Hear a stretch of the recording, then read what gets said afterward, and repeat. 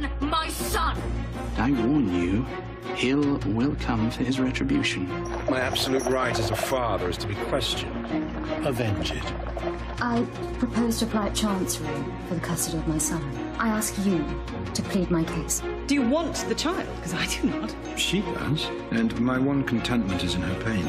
Am I now to be employed here? You are apprenticed. It is jail fever. Will I die from it?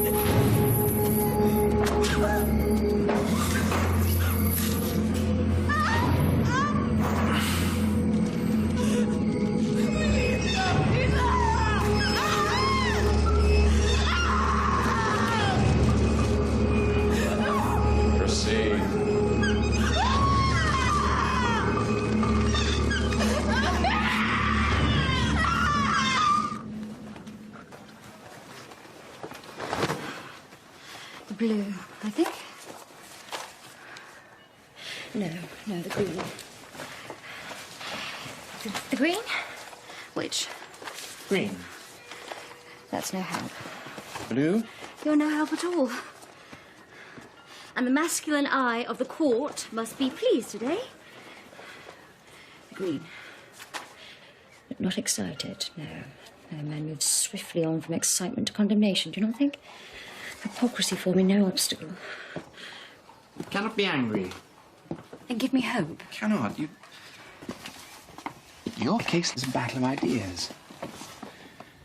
Perhaps Mr. Sweethouse is right. The time has come to acknowledge a woman's right to her child.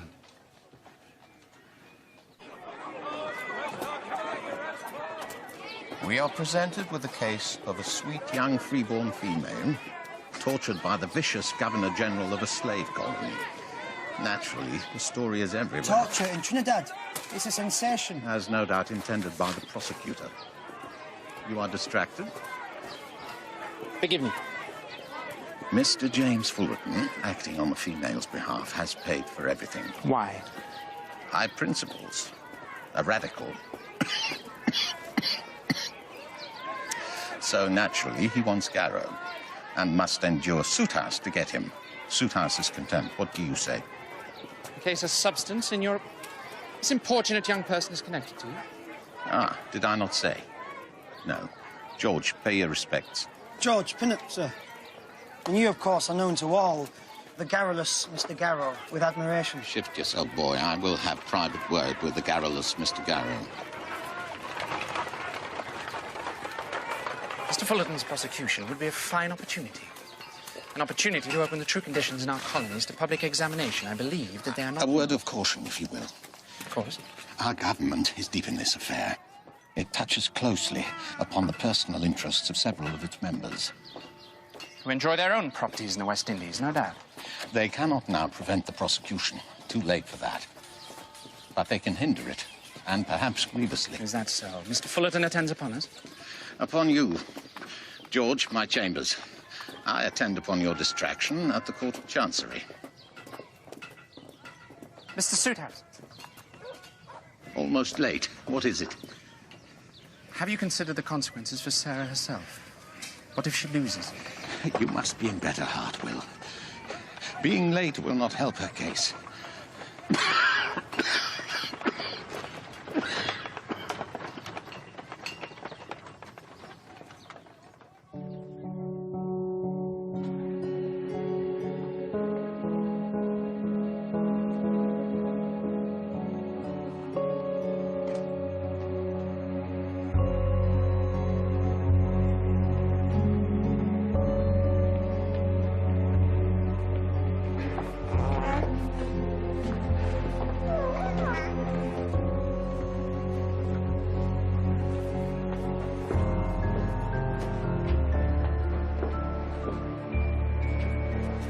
Vesta, I remind you, our ground here is to establish the husband's cruelty to the son. Samuel, he did not know me.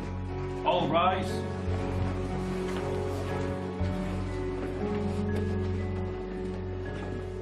You live in an irregular household with Mr. William Garrow, in an adulterous liaison. Which did not begin until Sir Arthur cast me out of his house. You are nevertheless an object of moral repugnance, a contaminated woman. Yet you presume to bring action against your aggrieved husband. Solely in the matter of my son. Which you found upon defamation of Sir Arthur's character. Mr. Fullerton, Mr. Suithouse has informed me that you act for Miss Calderol as prosecutor. Why? Principal. Which particular one, sir? Tyrants make enemies amongst lovers of freedom. I have hopes that you may be such. I believe that you were chairman of the Trinidad Commission, the civilian authority that replaced General Picton in governance of the island. I had the honour as the first civilian commissioner to inherit a veritable hell of General Picton's making. George, has Mr. Suithouse provided the specific terms of the indictment? I have it here. That General Picton unlawfully... Unmercifully and cruelly did cause his man Vallow to inflict torture upon the body of the servant woman, Louisa Calderon, and thereby it did beat, bruise, wound, ill-treat her, so that her life was greatly despaired of. You understand, sir, that in British law, torture is but a misdemeanour? I do. But this case will allow us to expose all of Picton's many crimes. Mr. Garrow, I heard talk of the governor's jail the very first day that I landed on the island. And what did you find? A place of nightmare. Filth, immorality, torment, and promiscuous death. You mentioned many crimes, sir. How can you attest to this when you went up there? Mr. Fullerton's provided much vivid documentary evidence. And an equally vivid witness. Travelled to France, and then Italy, but always attended by gossip. We, Sir Arthur? Lady Henrietta Armistead and myself. The boy was with his nurse in England. Abandoned by his parent. And is it true that the child was separated from his mother, Lady Sarah, when he was at wet nurse? Another was found? Yes, but not the child's mother. All's one in the matter of milk, I believe. There have been reports of much drunkenness on your part. Fits of uncontrollable rage. Often, sir, in the immediate presence of your son. What say you to these charges of ill conduct? True. But who amongst us might not succumb to the provocation I endured? The criminal usurpation of my marriage, my cruel, unjust exile from society. Yet I believe the innocence of my son has worked to bring out the better part of his father's nature. No, decency has not prevented you from bringing this child of innocence into contact with a person with whom you have formed a vicious connection. Only that mother's adultery is material. It cannot be just. This will not help. It cannot. The father has the absolute right of full possession of his child. My lord, Sir Arthur speaks as if motherhood were not a legitimate aim in its own self. But by your conduct, you have forfeited any rights that Not mother the had. carrying of a child.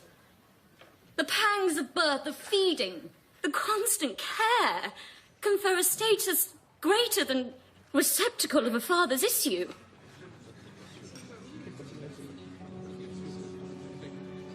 It is, of course, true that a man's love for his son may be deep when it is present. Oh, you shame But this yourself, man's madam. affection for Samuel is not a shadow of mine, his mother. Do I not have claim, in part at least, to the child I laboured long to bring into this world? You abandoned him! You lie! You stole him from me! Beside the point, madam. Irrelevant to the law, my lord. I have heard enough. Thank you, gentlemen.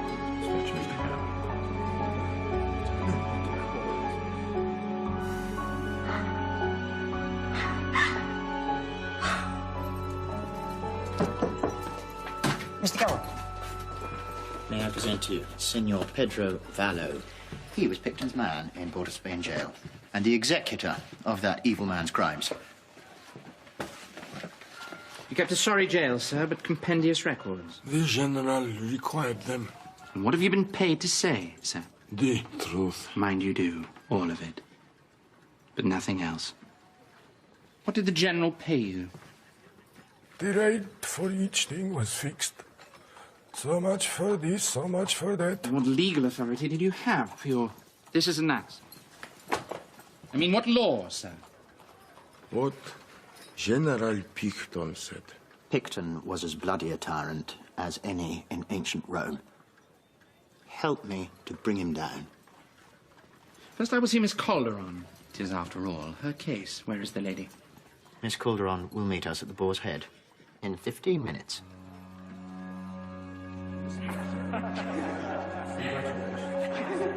Well done. Congratulations.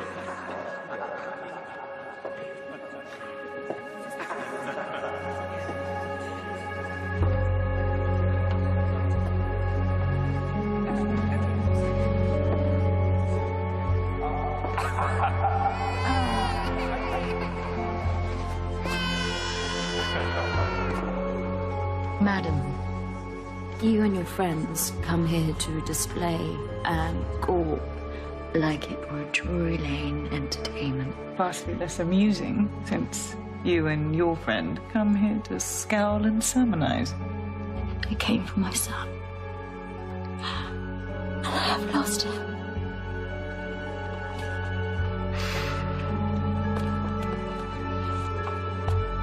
Come away. Come.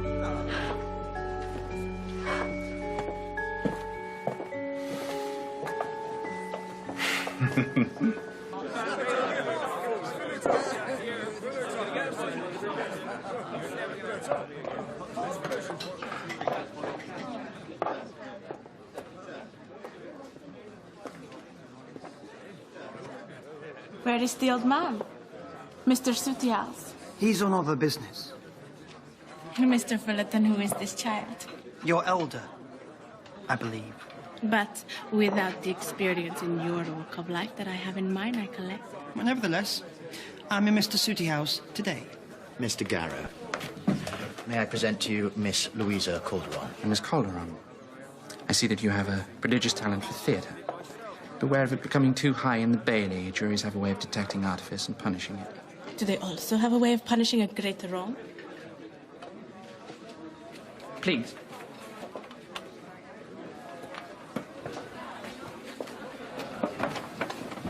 Miss Calderon, I believe that you were kept in the Port of Spain jail accused of the theft of £500 from your master. And yet you refused to confess. I was innocent. So General Picton had you put to the torture. Twice. And yet still you did not oblige with a confession. Why so?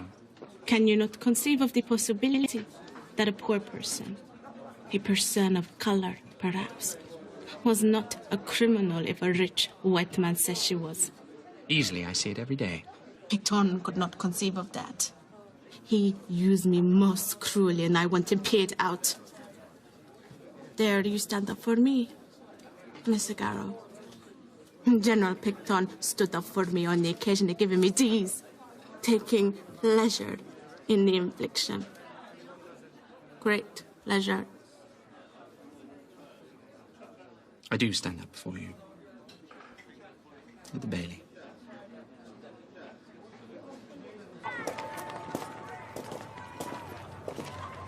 Mr. Garrow? Yes. My Lord Melville requires your presence.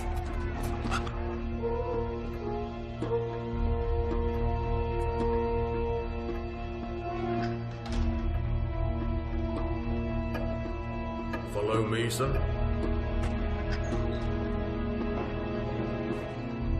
Forgive the delay, Mr. Garrow. Official business eats my time quite away. A glass with me, sir? No, thank you.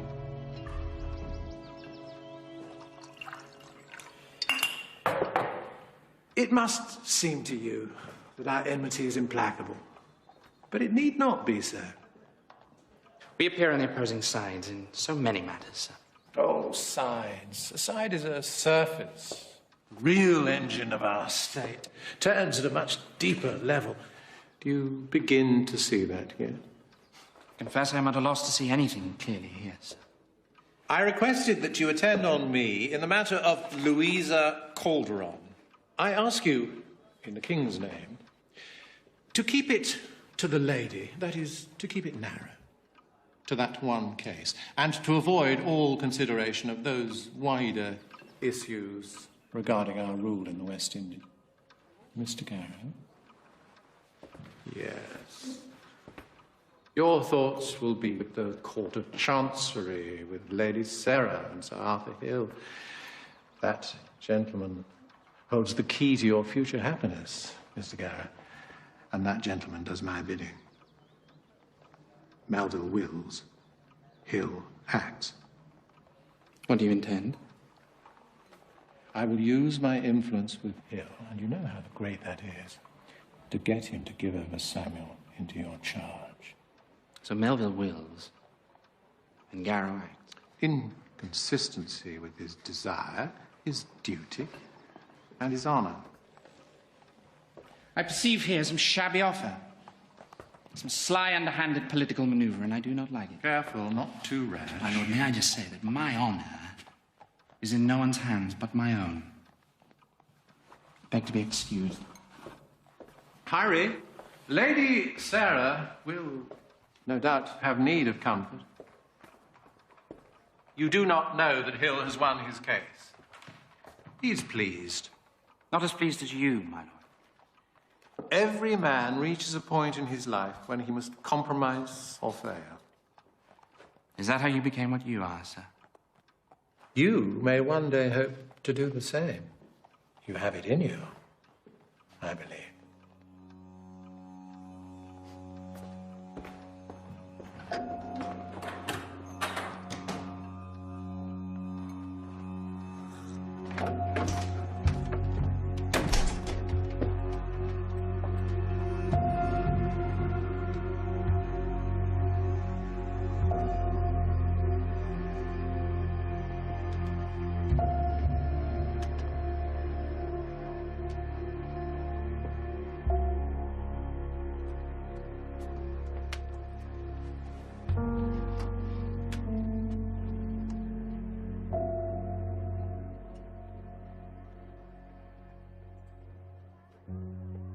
What can I do? Nothing.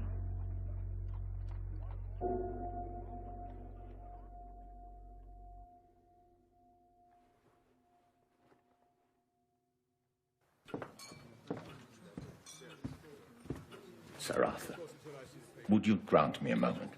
Pray continue. I am here as Lady Sarah's friend to ask that you show mercy. Ask. Beg. How?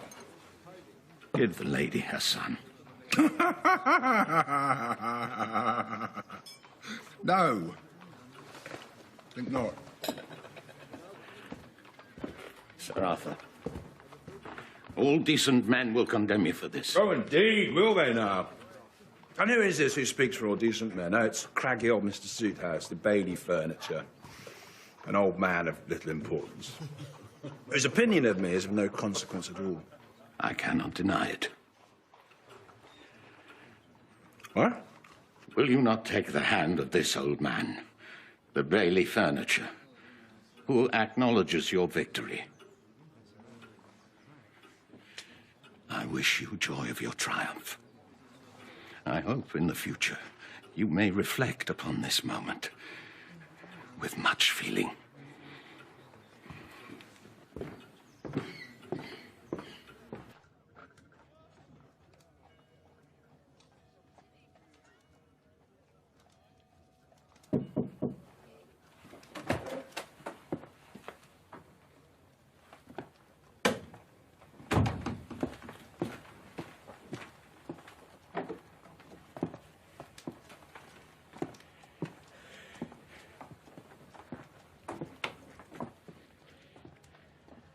How is she?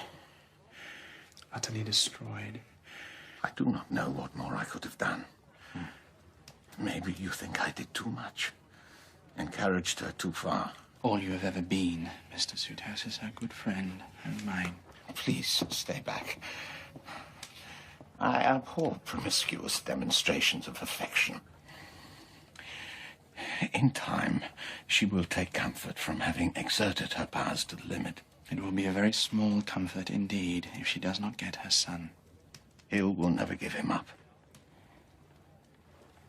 It will be best if I watch her alone, Mr. Sudhouse. Good night, Mr. Sudhouse. And thank you for your kindnesses.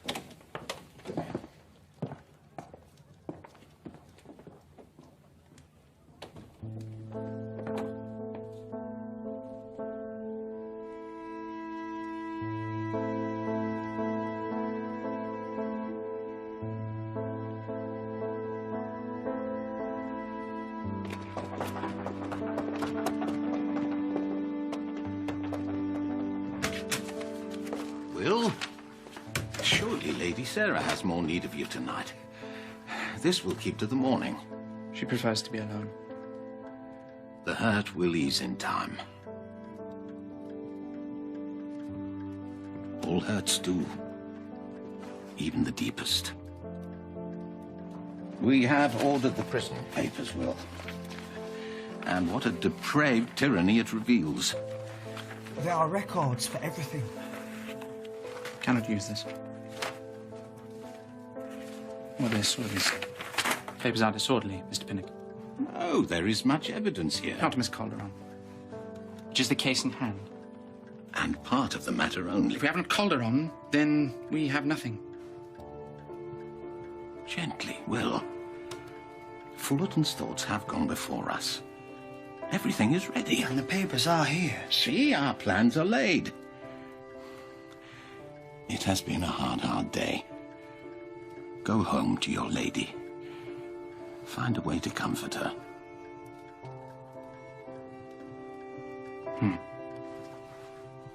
There's but one way to do that.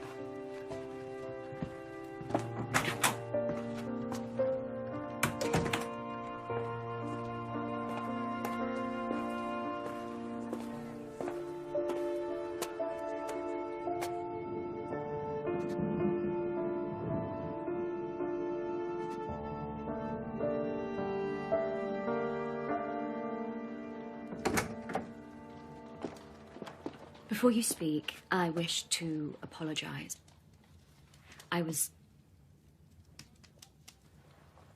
Samuel did not know me well. He's so young. He did not know me, and now he never will. Well, there is yet hope. There is no hope. Listen to There is me. none. Listen to me. Today I attended upon my Lord Melville at his most particular request. What did Melville want from you?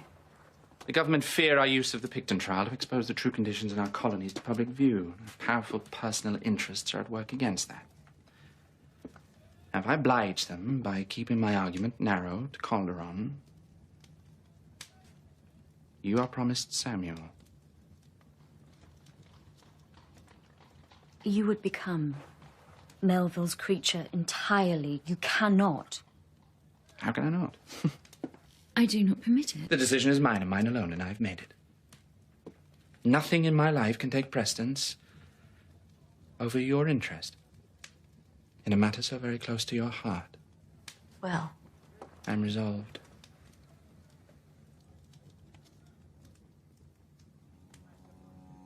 thank you.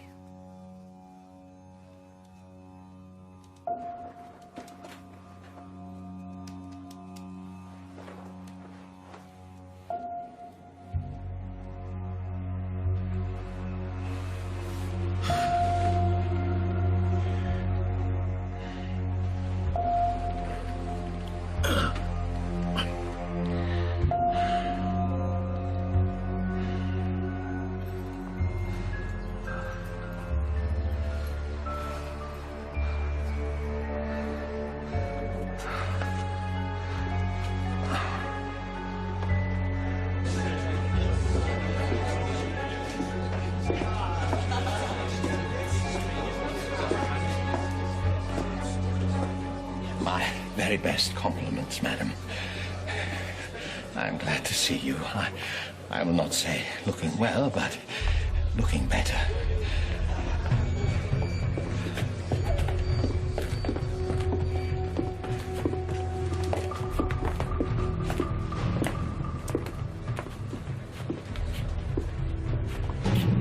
General Picton. Indeed, Miss Calderon. Today you're before me again. You may not talk to our witnesses. Don't piss yourself this time. Come away, Miss Calderon. Good day to you, Mr. Garrow.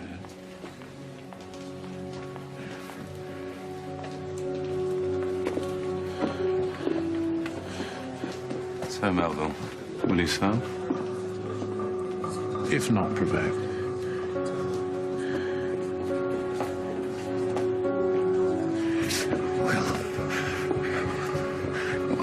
What's this? What have you done?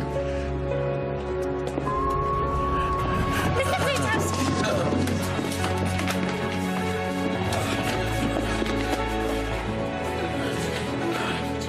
Going to your duty. Remember it. We will look to him. George.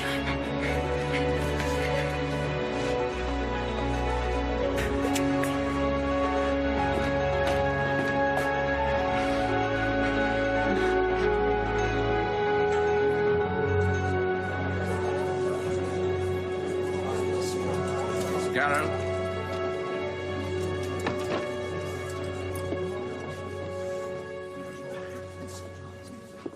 Gentlemen, here you shall hear a thing almost beyond credence. That the governor of our colonial dependency, Trinidad, has abused the situation to which he was raised, disgraced the country to which he belonged, by inflicting torture on a young woman merely to gratify his tyrannical disposition. Louisa Calderon was a domestic, the house of Pedro Ruiz. A quantity of money was stolen, and as night follows day, suspicion was cast on the convenient servant girl. But she, most inconveniently and steadfastly, maintained her innocence. Until at length the examining magistrate considered his present powers were at an end and resorted to General Picton to supply the deficiency. General Picton obliged. And here's his authority written in his own hand and in the language of the island.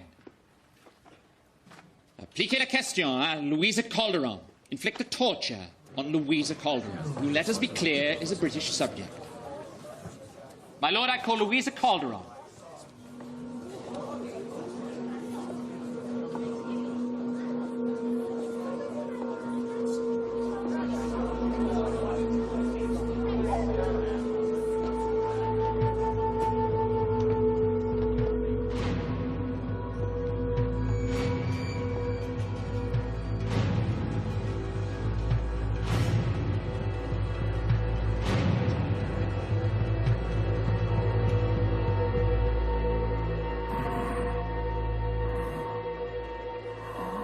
You must rest, sir. Too late. My life in days. Mind first, body next. Then it's all one. Miss Calderon, for how many days did you refuse to confess to the crime of which you were accused? 11.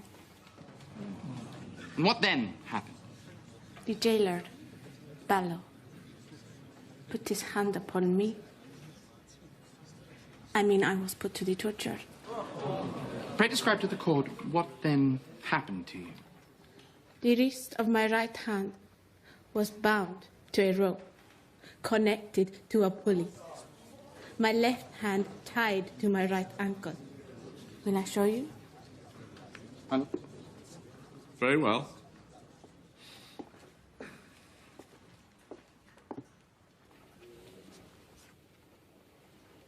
Like so. I was raised into the air, suspended, and my foot lowered onto the spike. Spike. By spike, you mean picket. One like this. Miss Calderon,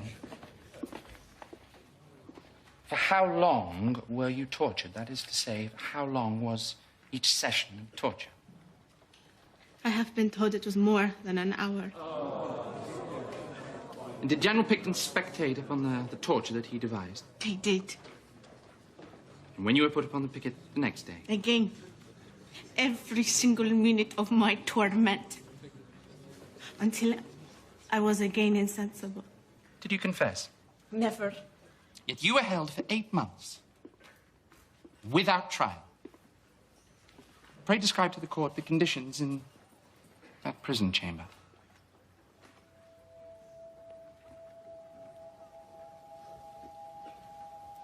They are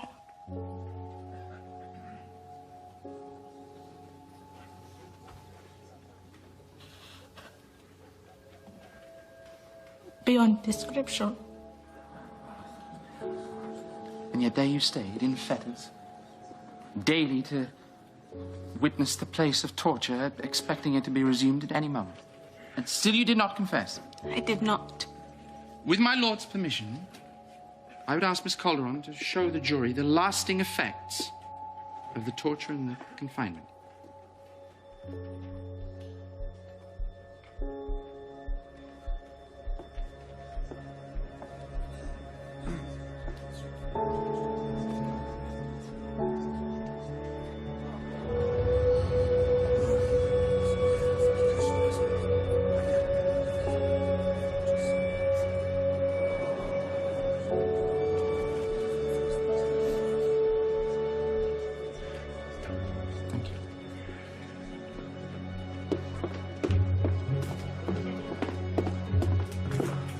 Have you seen Mr. Vallow? Sorry. Now, Miss Calderon, you have said you were a domestic in the house of Ruiz. Did you not live in a state of prostitution with him? Speak true now. I was promised marriage. During your imprisonment, is it not also true that you shared the last favour, or perhaps in your case, the first of favours, with the jailer Vallow, under oath now?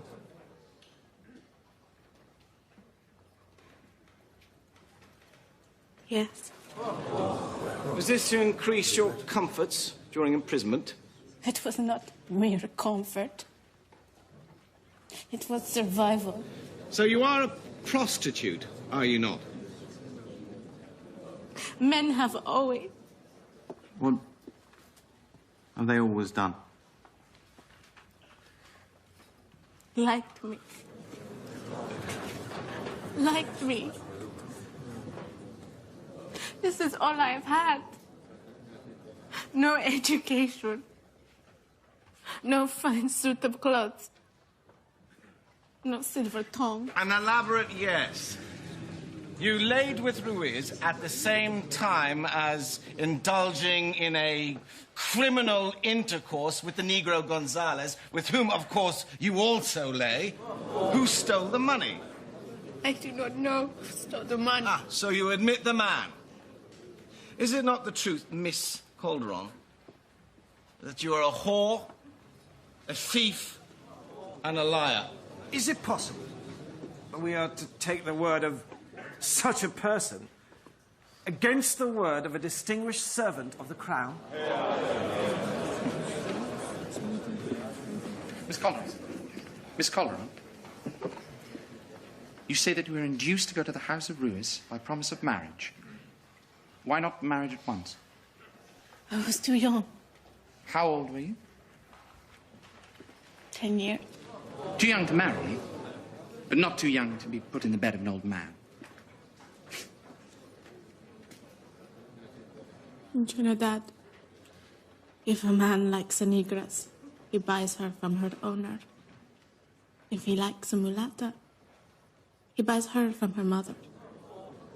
I was sold. The word prostitute is a little harsh, I think, for those circumstances, gentlemen. Thank you.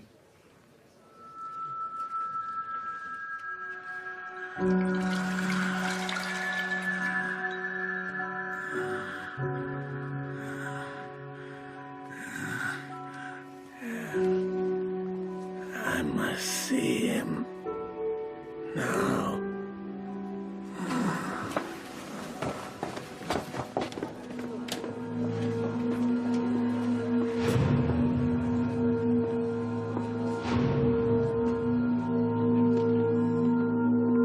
I swear by Almighty God to tell the truth, the whole truth, and nothing but the truth. Mr. Fullerton, is it true that Miss Calderon was kept in jail for 8 months? So I was told. She was one amongst many in that place of nightmare. And you say that you saw the instrument of her torture, is this it? It is. It was but a small part of the horrors inflicted in that place. As recorded in the prison documents. No more questions, my lord. No, sir.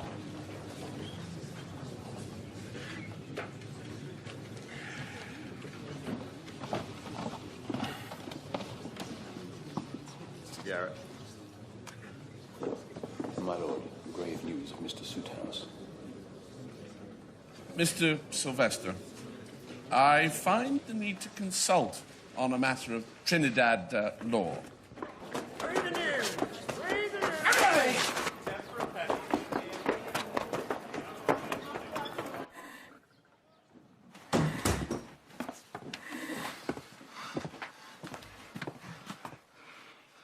He's dying.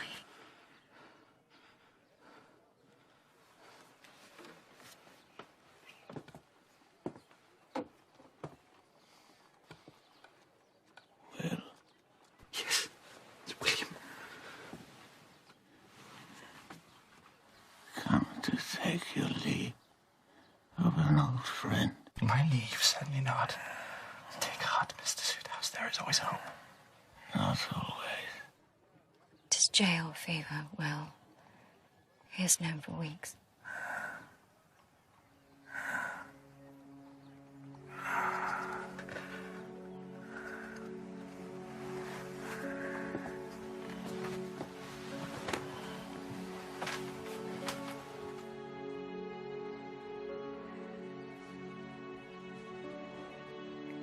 My friend. My wise old friend. I cannot begin.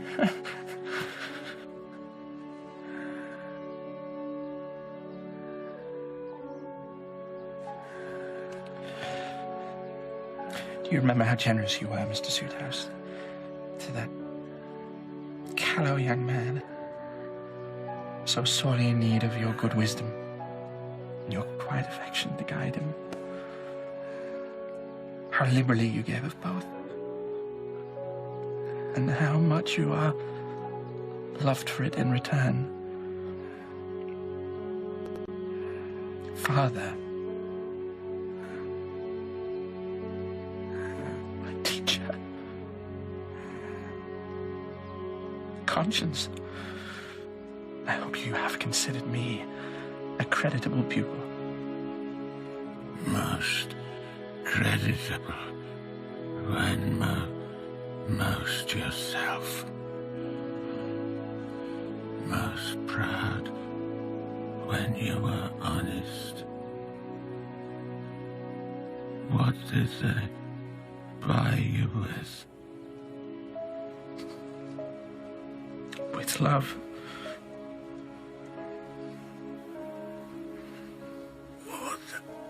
What are you?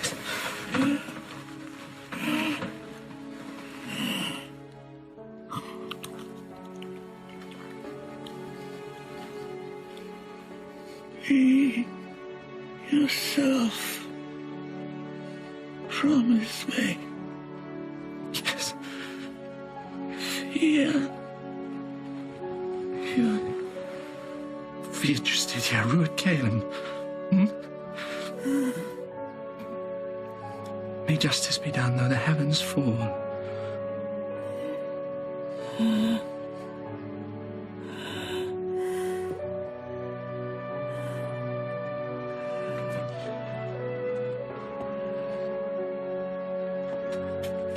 You will watch him. Perhaps he will speak with me again.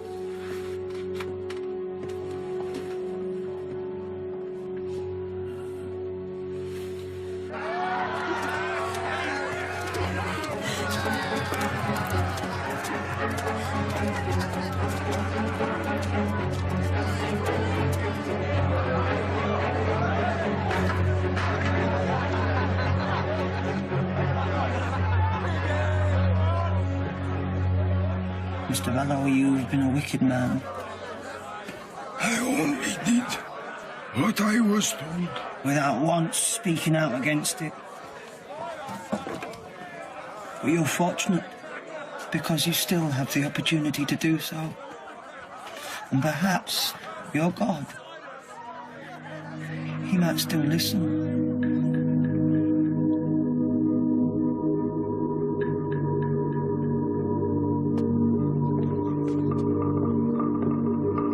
Snake.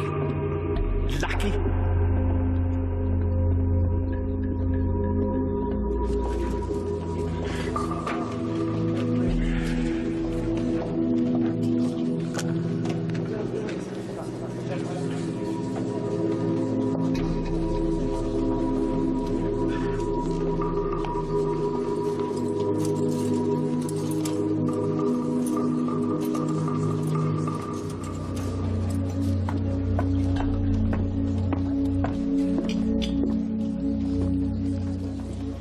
Life goes on, I see. It's a mighty machine, Will. It stops for no one. How is your old friend? Dying. Ah. Sad indeed. Will you proceed? Are you able? I am. As ever.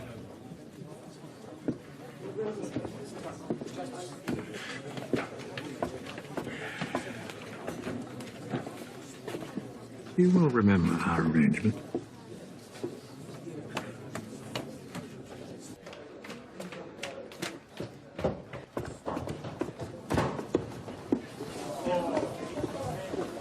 Call Vallow.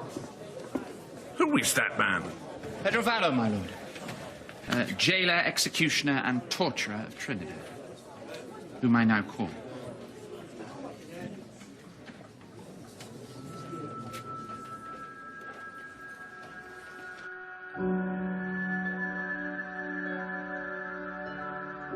Your son.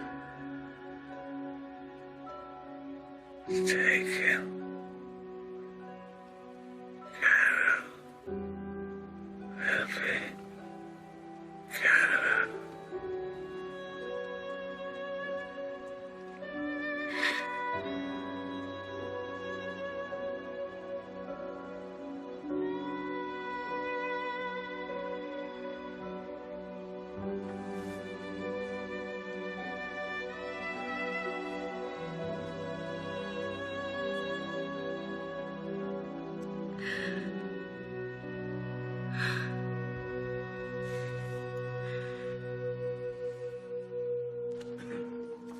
Was this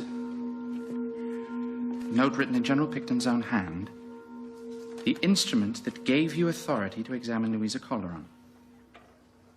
Yes. Please read it to the court.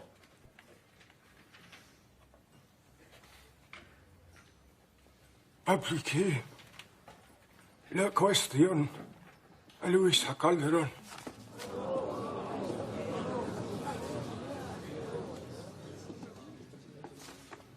And does this describe truly your part in inflicting that agony on that lady? Does. Miss Calderon has described that for 2 succeeding days she was tormented in that same manner until she was insensible. At which point you let her down. Is that so? God forgive me. Please answer the for this and question. everything else Please that I answer have the done. question. I administered all the general's punishments. And how much were you paid? 5 shillings. Mr. Vallow, you are drunk, are you not? I am. Why? Well, it is the only condition in which I can endure what I have done.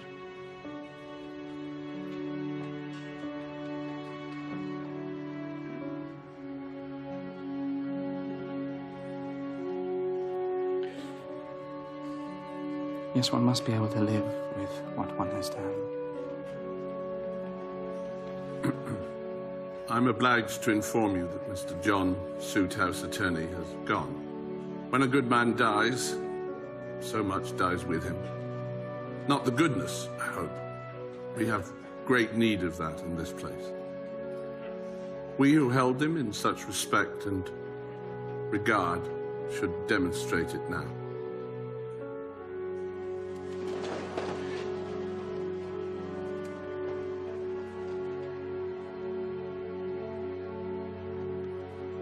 Mr. Garrow.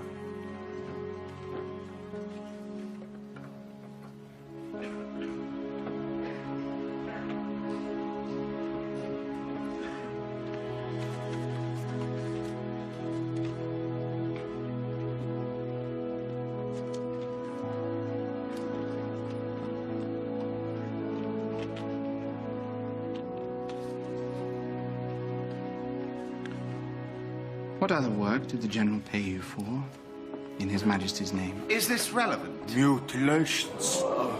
Of slaves? Mostly. Doadestu, mulattoes, even whites of the lower sort.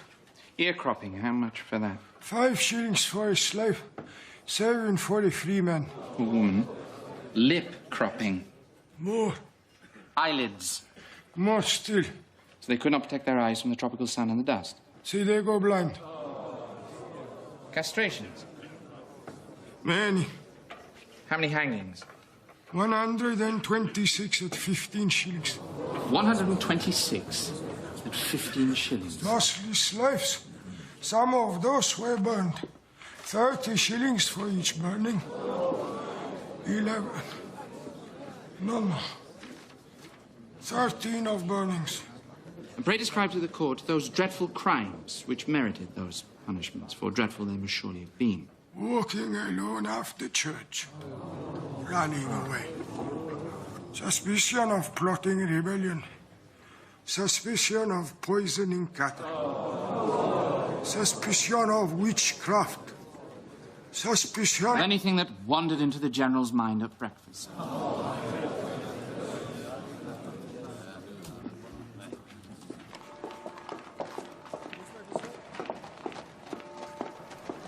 General Picton, how do you characterize the state of the colony when you assumed the governorship?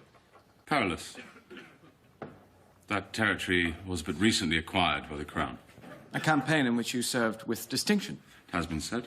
What does perilous mean to a man of proven military worth and recognized personal valor such as yourself?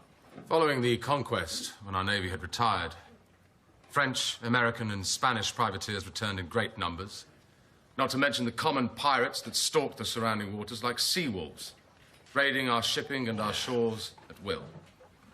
The island itself? In a sorry state, a hotbed of crime and sedition amongst the civil population, near rebellion inflamed by voodoo witchcraft amongst the blacks. Perilous indeed. With such poor means and materials at my command, an unyielding regime was necessary to restore order. You faced an onerous duty, sir. We may wonder how you fared. What was the condition of the island when you handed over to the civilian authority led by Mr. Fullerton a mere 3 years later? Pacified and productive. And was everything that brought about this remarkable transformation done at your express authority? It was, and I take full responsibility for all without reserve. Thank you. Hello. You take full responsibility for all the measures that Mr. Vallow executed. Without reserve. And you are proud of your achievement. I believe I have that right. Though Fullerton there weeps for it like the proverbial crocodile. Proud of torture. If you speak of that woman, it was but a slight torture she has exaggerated in play for your entertainment. You call the sufferings of that lady slight. Which lady? The one that you abused most cruelly, most unmanfully, and dishonorably. Dishonorably? Indeed.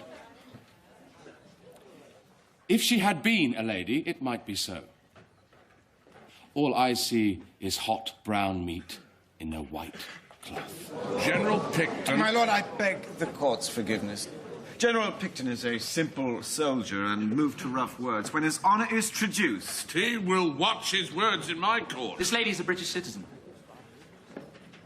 Entitled to British justice. She is a tuppenny, halfpenny mulatta whore who lay with a Sambo and helped him steal her white master's gold. She was entitled to what she got and the rope she scaped. The island was teeming with half-breed criminal scum like her. Harsh measures were needed to keep them in order. And the Africans? There are thousands upon thousands of them. Every last man, Jack and Missy, and inflamed to rebellion by native witchcrafters and gentlemen of fashionable radical opinions such as yourself. Flamed, perhaps, by your measures. Windbaggery. Do you know what a slave rebellion is like? On San Domingo, not one white woman escaped rape, then butchery. Babies skewered on pikes and carried as standards. Beasts who must be tamed to strict obedience. Which you did. Which I did. And secured for this country a most profitable possession. And so does a colony exist solely for our convenience, as a source of wealth? For what else? As a place where the common notions of justice do not apply. They cannot apply. Where any and all measures are justified if they lead to our general enrichment. Yes. Measures including, I quote further from the compendious records of your proud governorship, including drowning in sacks like dogs, crucifying on planks, burying alive, flaying with the lash, then tossed on dung heaps, to be devoured alive by worms and insects. 6 men burned to death, not in your usual humane manner, but with sulphur about their heads. Yes. Forgive me. Burning sulphur was placed about their heads as a means of execution.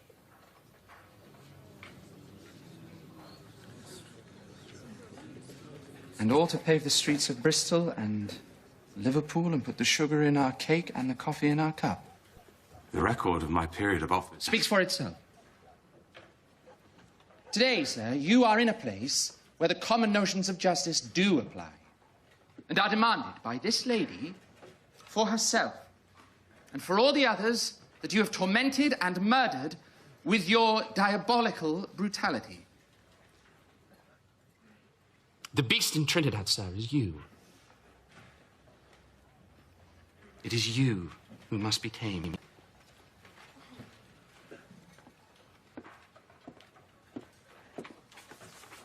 Gentlemen of the jury, you will consider your verdict.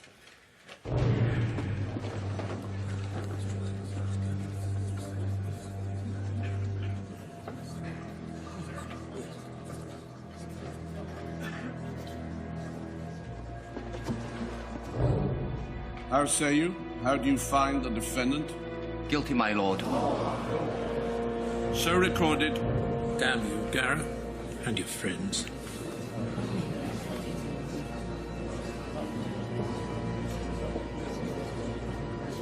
Sentence is set aside until proper consultation with the appropriate authorities has been concluded.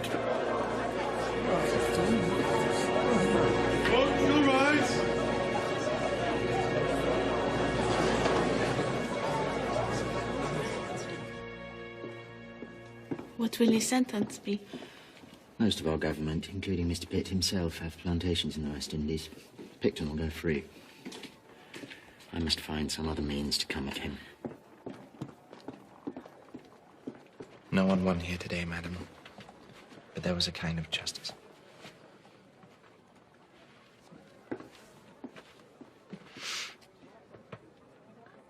What now? Trinidad? London? It's easier with friends. There's a shop I know. Yes, sure. I tell you, Master George, that the manager at Drury Lane has indicated the possibility of an offer. Well, then I might expect to see you on the stage. And of it, perhaps.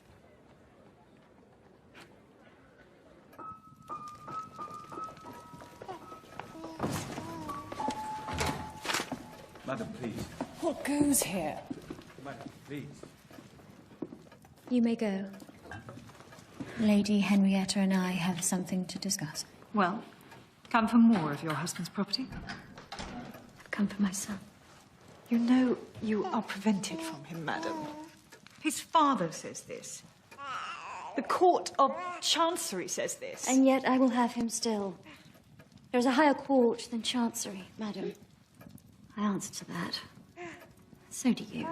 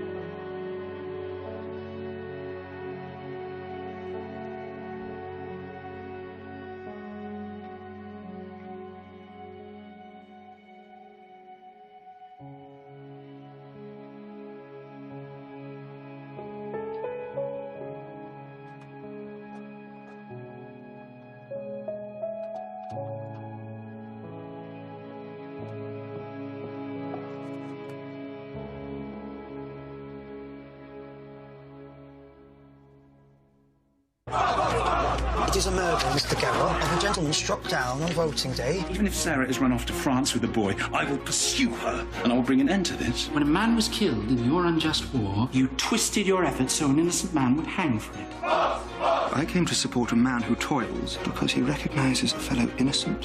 Sir, I'm no fist-fighting man, but neither am I a man whose obligations can be deflected by blows or threats. Today's Premier League action in Match of the Day 2 on BBC 2 now. Brand new comedy with a double bill of American Dad on BBC 3. And here on BBC 1, with that added extra, have I got a bit more news for you coming up in half an hour.